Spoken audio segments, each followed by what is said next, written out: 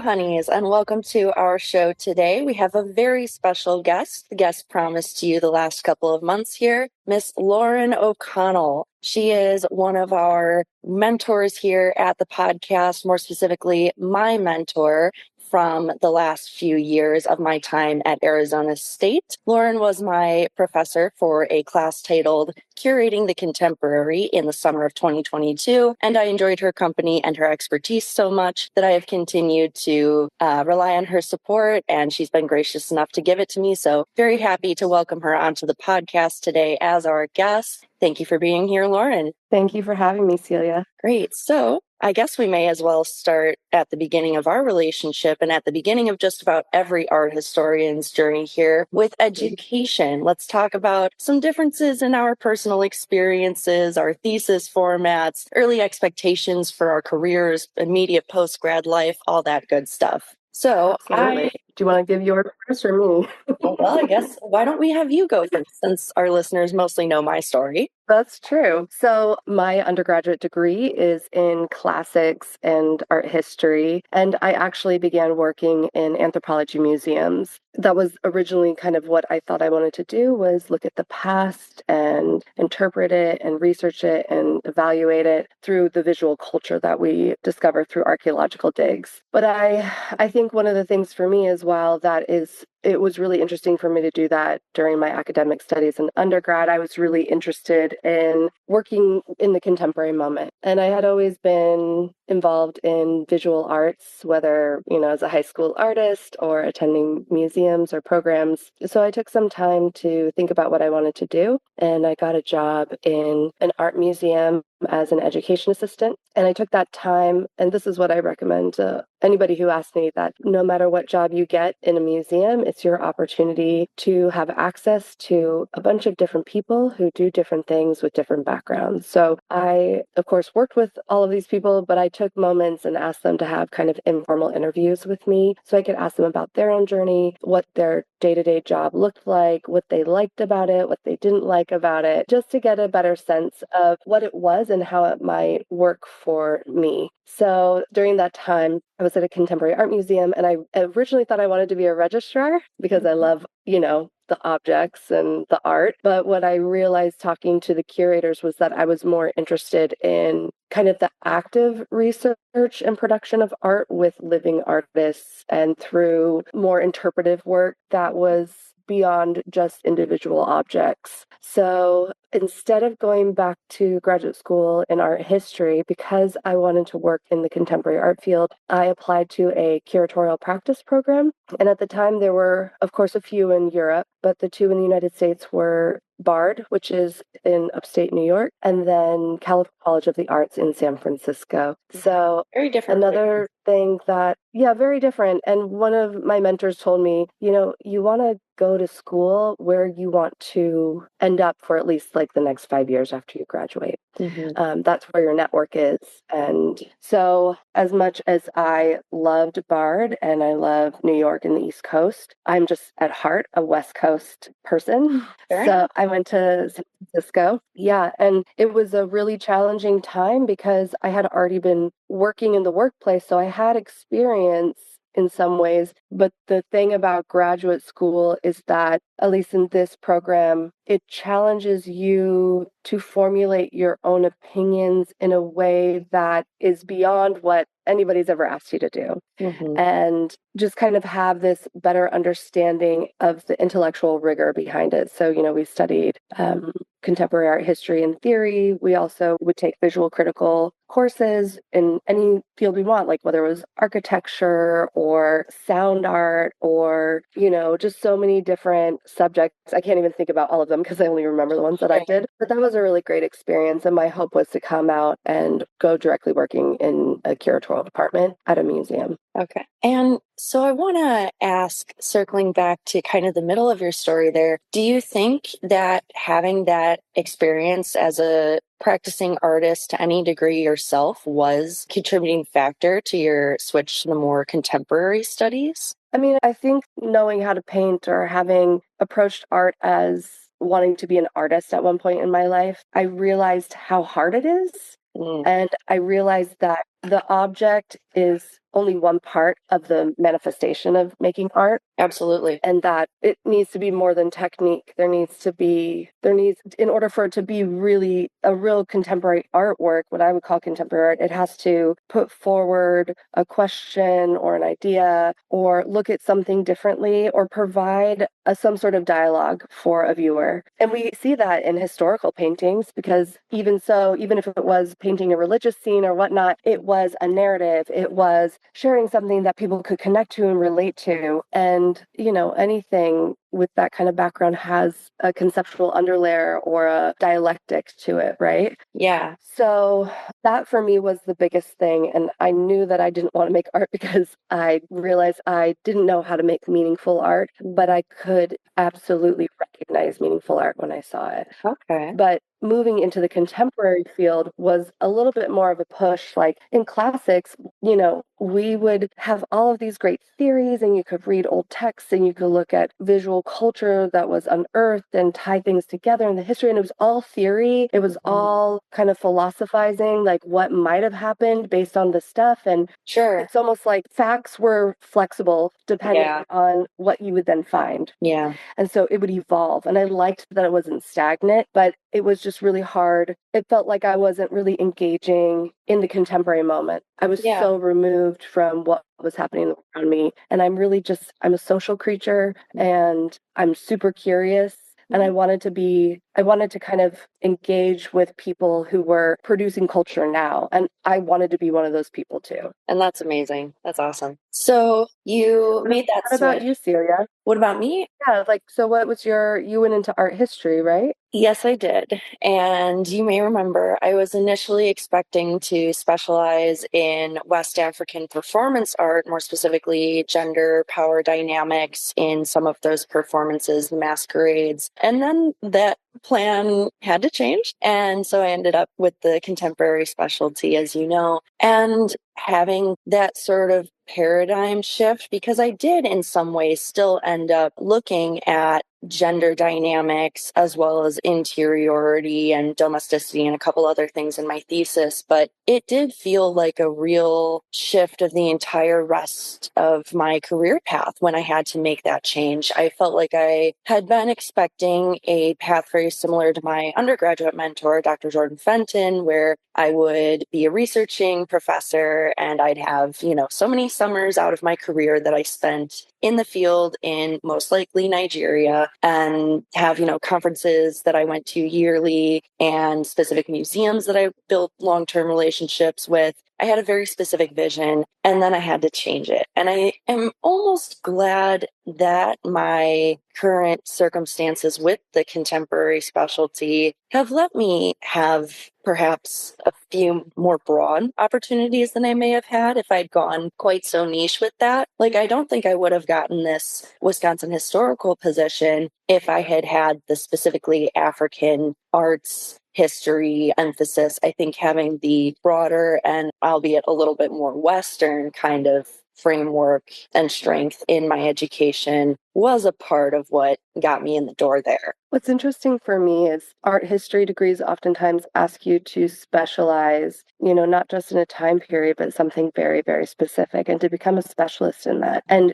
that's very valuable. We need specialists, but it also, as a student, then really limits you in terms of your trajectory and your path. You become a specialist on this. There's only so many jobs with that specialty. There's only so many teaching positions. So while it's fascinating, I feel a little bit like classics, like was like that for me because I studied Etruscan civilization and visual culture. And so, it's a really specialized niche. And yeah, it limits what your opportunities are. Although I would say contemporary art is a field, it's also like for me, you could still become a subspecialist in what you originally wanted to do. You don't need a degree in that. You can do the research, you can write a book, you can go to conferences and still under the whole guise of contemporary art. That's the thing that I actually one of the reasons I went to contemporary art rather than, trying to focus on a past time period is that contemporary art, like it's like a time period that we can't even define because we're in it. It's a huge, vast, and we're seeing more and more how like medium becomes irrelevant. Like all of these things, and we've identified movements in the past, and we can kind of start to see other ones that are creeping up or resurging, but they just take on something completely new. And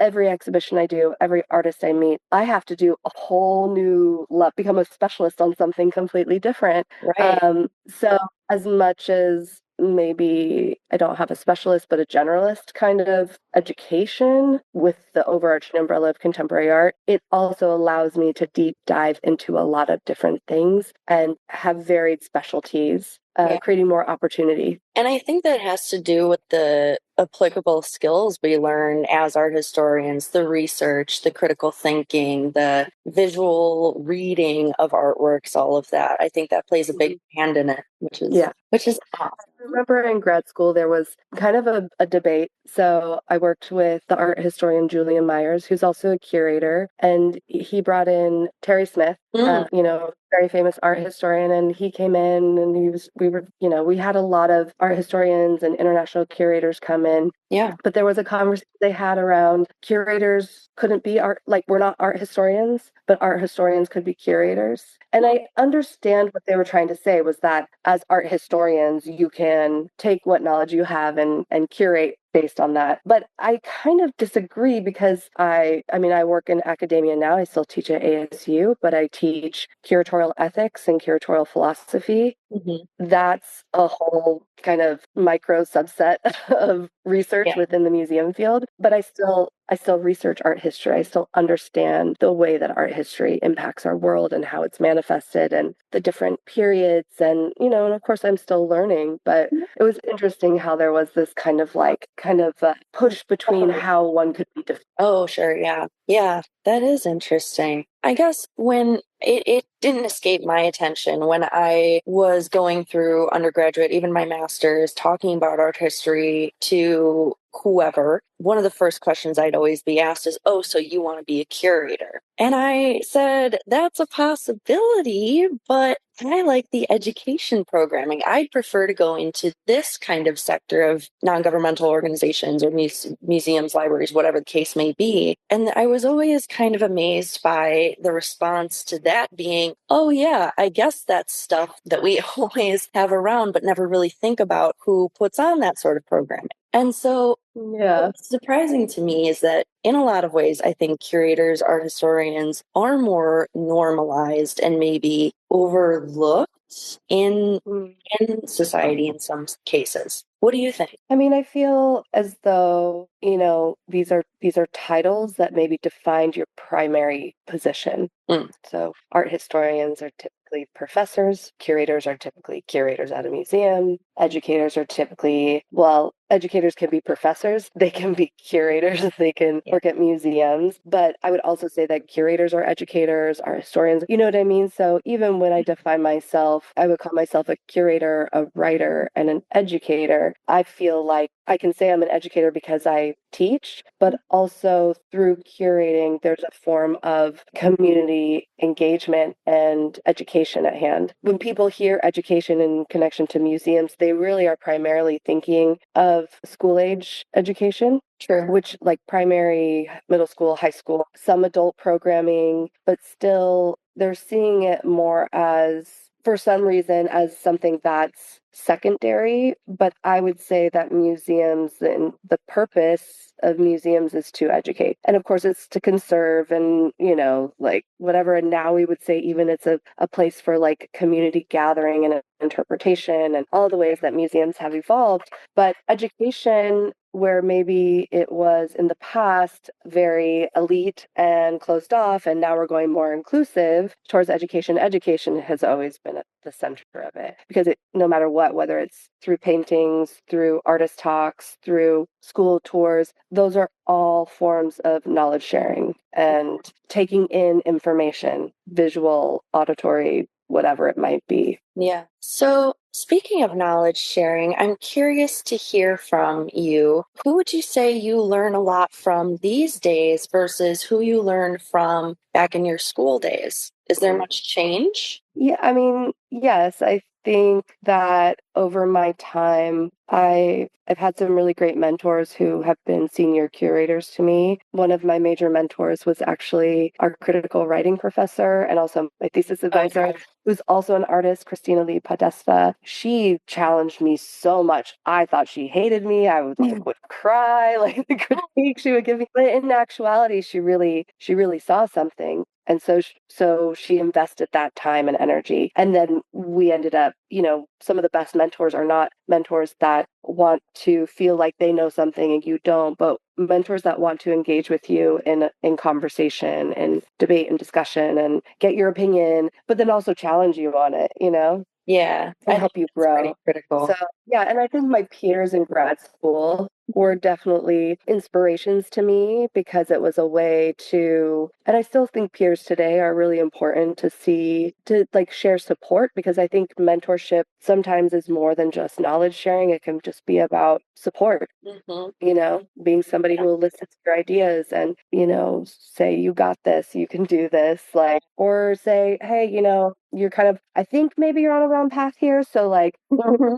what Let's do you need reevaluate. to Yeah. get there? Yeah. Yeah. But I would say today, I mean, I think today I learned the most from the younger generation of curators and artists that inspire me. And some consider me a mentor, but honestly, being a mentor, it's been my greatest time of learning. So, I love and appreciate that. I mean, we both know your encouragement got me through my lull between grad school and my first major career job here. So I'd love to dive into this a little further, mentoring from your perspective. Of course, there's the learning benefit, but I'd love to hear about other hopes, benefits, goals from your side, as well as challenges and concerns. yeah, I mean, I think mentorship for me, while I had some great mentors, I also had some moments of gatekeeping against me and or like a lot of us who get into this field, if we don't have like a family member or a personal friend or like a personal connection to understand it, it's a mystery. Yeah. It's like that. I think that's something I want to do. Like, how do I do it? How do I know? How Yeah. do I? And it's a competitive field, and there's just like not a lot of. I wouldn't say it's not transparency. It's just like not. There hasn't been a lot of accessibility to it, and I think that is Yeah. it is changing these days. But for me, my main goal with mentorship is providing not just like advice on how to make a checklist Sure. or, where you should go to grad school, but it's also about just like kind of what we went through when you graduated and you were applying to a lot of jobs. Yeah. And I could have just sat there and been like, maybe next time. But then I don't know if I told you, like, I literally, I can show people on my Dropbox, you go to job applications all the way back to like 2010, Mhm. 12, something like that. And every year, maybe every other year, like when you see me apply for a job, there's 5 to 10 jobs that I've applied for. And sometimes I don't get any of them that year. And then it's the next year and I apply for another 5 to 10. But the thing is that it's okay to struggle. Like, Yeah. and through these experiences, we learn something, we learn something maybe about what we want or maybe about what we need to, learn or kind of Yeah. advance or see where it is that we need to grow. But yeah, I mean, for me, there's no such thing as success or failure. Those are extremely subjective positions or stances to have. And unless you have a really clear defined rubric and you're like, this was my goal and I either met it or I didn't meet it. But also to me, failure is not bad. It's growth. Keep moving forward, as the Robinsons say. Yeah. Okay, awesome. So I think I'd like to circle back around to your curation work a little bit here, especially your role as the contemporary curator at the Scottsdale Museum of Contemporary Art. Would like to begin with sort of general questions here.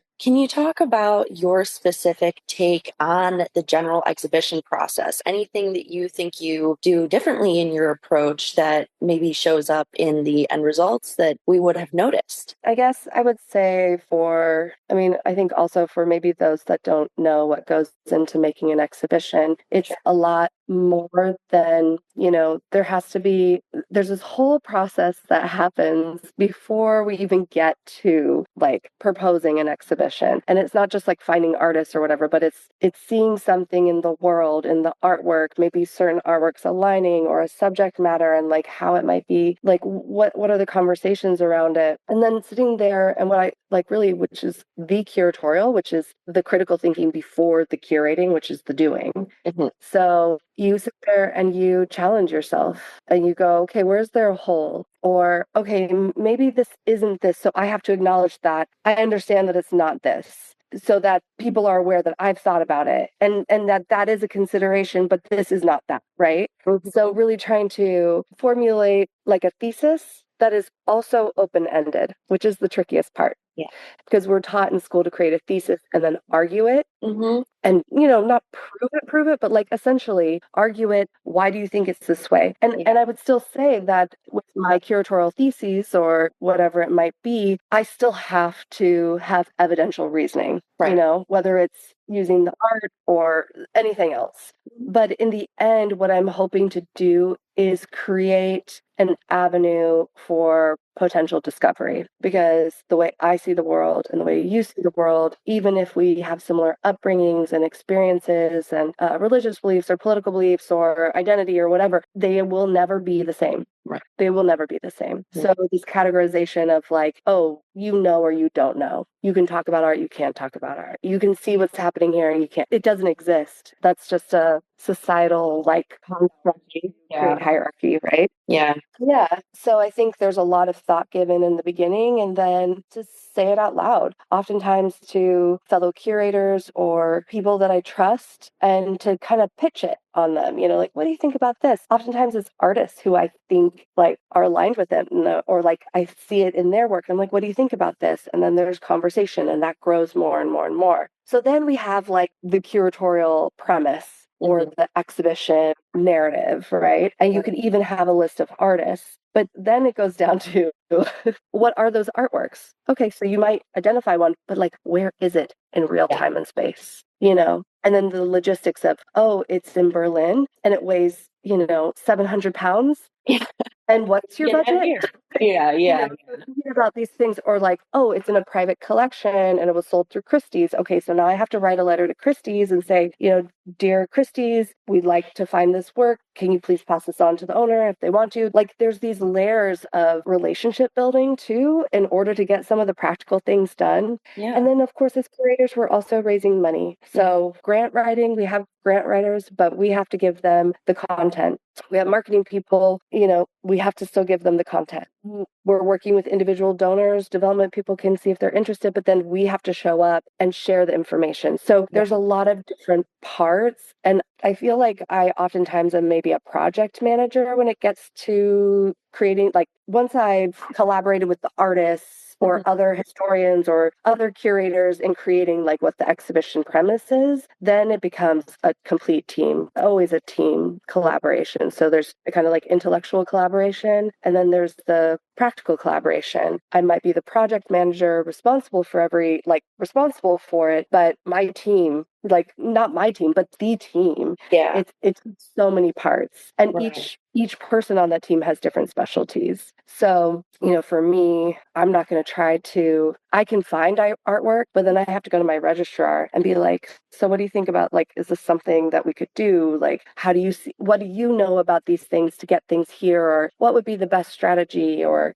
going to just, there's so many layers. And then if you want to do a publication, that's a whole other essentially like project top of it. And then now you're the managing editor and you're compiling text and you're compiling images and you're working with a publisher and you're negotiating contracts and all of these things. And in the end, I think there are so many little steps to it, some that just happen through progress, some that require maybe like a strategy, thinking through strategy to get through it. Sure. But I feel like I've come to a point in my practice where, the artwork and the artists, well, for living artists, the artists are always my top priority, because they often don't either get the, like they're the ones who are putting in not just the physical labor oftentimes, but the intellectual labor. And it oftentimes goes undervalued in our day and age, right? So for me, it's what do you want to get from this? Like,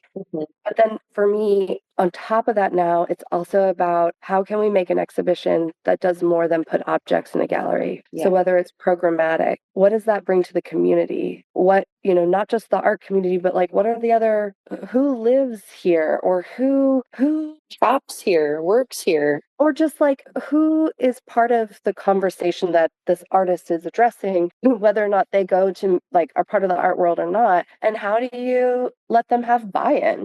How do you bring this kind of conversation to then develop into conversations outside of the museum? Or maybe it's a publication. Like, how do you, like, you've got to do something so then when the exhibition's over, this book still exists and these ideas can still start conversations. So for me, it is thinking very much about intention with the audience and the community. Does it make sense for this show to be here? And how do I shape that to give people like a pathway into it?